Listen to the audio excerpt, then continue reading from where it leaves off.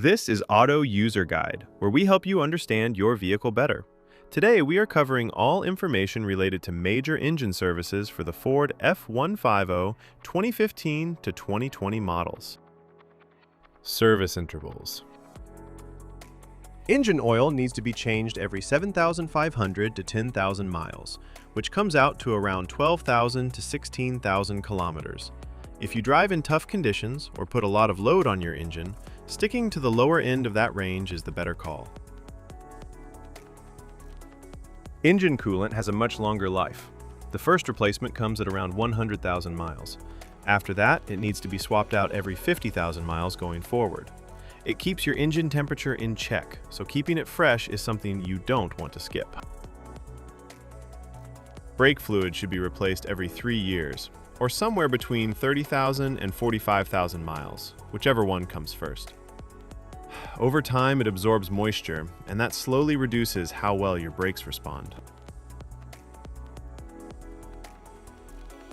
Engine oil. Engine oil capacity.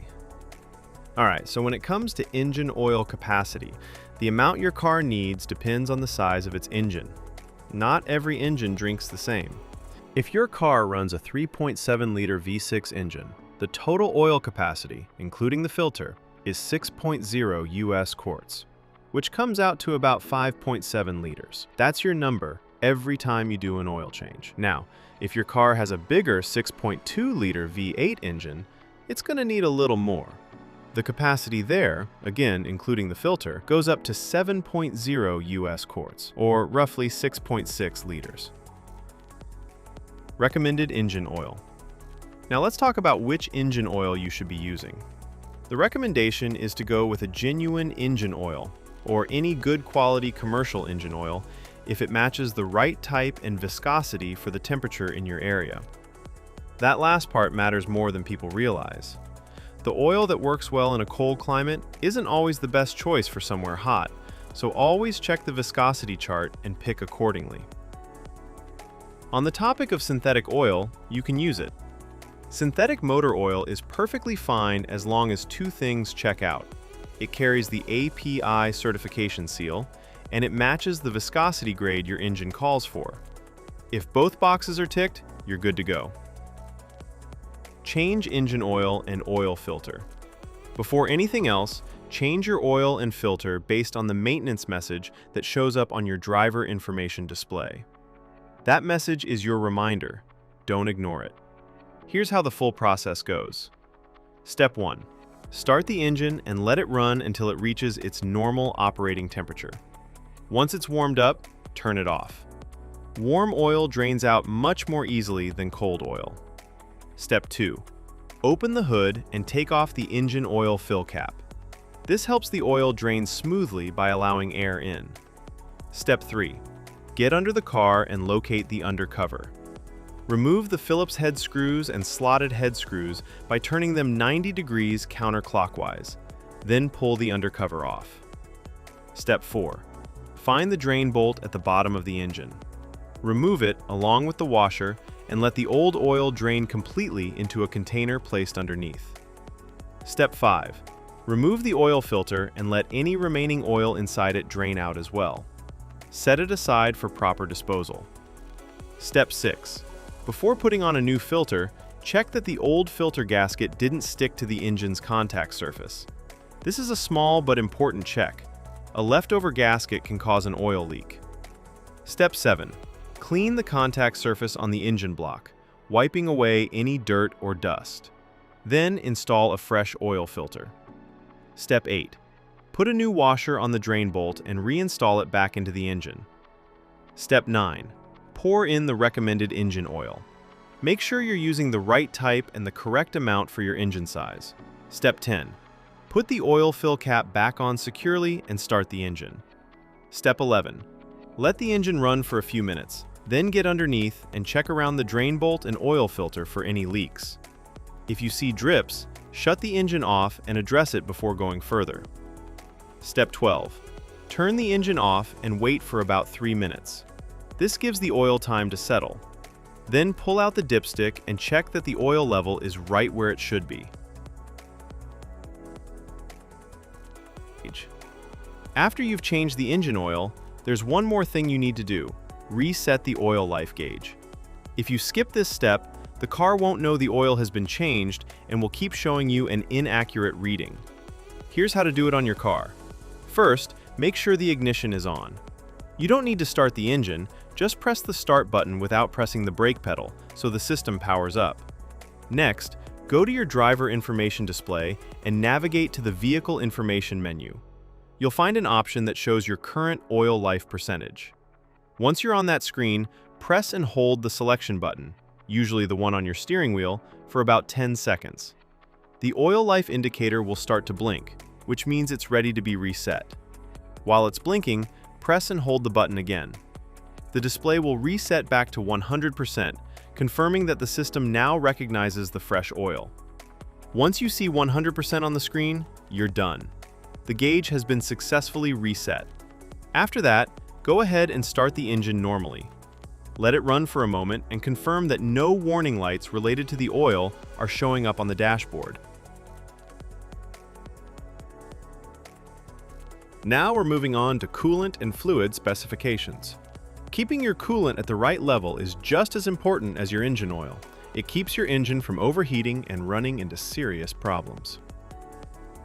Engine coolant, radiator. Before you touch anything, make sure both the engine and the radiator are completely cool. Never open the radiator cap on a hot engine. The pressure inside can cause boiling coolant to spray out and burn you.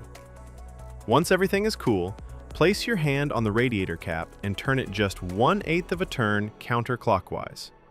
This releases any built-up pressure inside the cooling system. Give it a moment to settle. Now push the cap down and continue turning it counterclockwise to fully remove it. Look inside and check the coolant level. It should be right up to the base of the filler neck. If it's sitting lower than that, go ahead and top it up with the correct coolant. Once the level is good, place the radiator cap back on and tighten it fully. Make sure it's secure before you close the hood. Engine coolant, reserve tank. Again, before checking anything, make sure the engine and radiator have cooled down completely. Now locate the reserve tank. It's a small, translucent container usually sitting near the radiator. Look at the side of the tank and check where the coolant level sits. If it's below the minimum mark, add the specified coolant slowly until it reaches the maximum mark. Don't go above it. Once the level is good, take a moment to inspect the cooling system for any leaks. Look around the hoses, the radiator, and the reserve tank itself. If you notice any drips or wet spots, that's something that needs attention before you drive the car.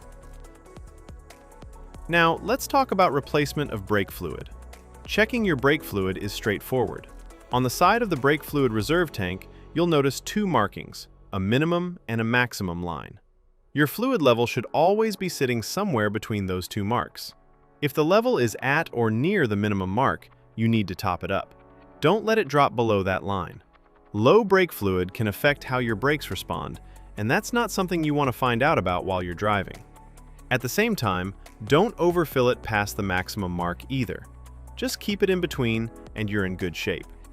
One thing worth mentioning for those driving a manual transmission model, your brake fluid reserve tank also takes care of the clutch fluid.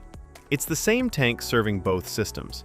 So, as long as you're keeping the brake fluid level between the minimum and maximum marks like we just discussed, you don't need to check the clutch fluid separately. It's already covered. Tire rotation schedule. Tire rotation is one of those maintenance steps that people often overlook, but it makes a real difference in how long your tires last. Generally, you should be rotating your tires every 5,000 to 10,000 kilometers. If your vehicle manufacturer recommends a different interval, go with that instead. Tires without rotation marks. The diagram on screen shows the rotation pattern for tires without rotation marks. These are also called non-directional tires. Because they don't have a fixed direction of rotation, you have more flexibility in how you rotate them. In this pattern, the front left tire moves straight back to the rear left position, and the front right tire moves straight back to the rear right position. Then, at the next rotation interval, the rear tires cross over, the rear left moves to the front right, and the rear right moves to the front left. This cross-rotation method spreads the wear more evenly across all 4 tires, which helps them last longer overall. Tires with rotation marks. The diagram on screen now shows the pattern for tires with rotation marks, commonly known as directional tires. You'll notice an arrow on the sidewall of these tires, and that arrow tells you which direction the tire is meant to spin. It only works one way. Because of that, you can't cross these tires from one side of the vehicle to the other. The rotation here is simpler. Tires just swap between front and rear on the same side. The front left goes to the rear left comes up to the front left, and the exact same thing happens on the right side. It's a straightforward swap, just without the crossing over that you do with non-directional tires. Now let's talk about the fuel tank capacity. Your fuel tank holds a total of 26 US gallons, which is equal to 98 liters. Thanks for watching this video. I really hope it helped you understand things a little better. If you found it useful, give it a like. And if you haven't subscribed yet, hit that subscribe button so you don't miss the next one. Drop your thoughts or questions in the comments below. I'd love to hear from you. It genuinely means a lot.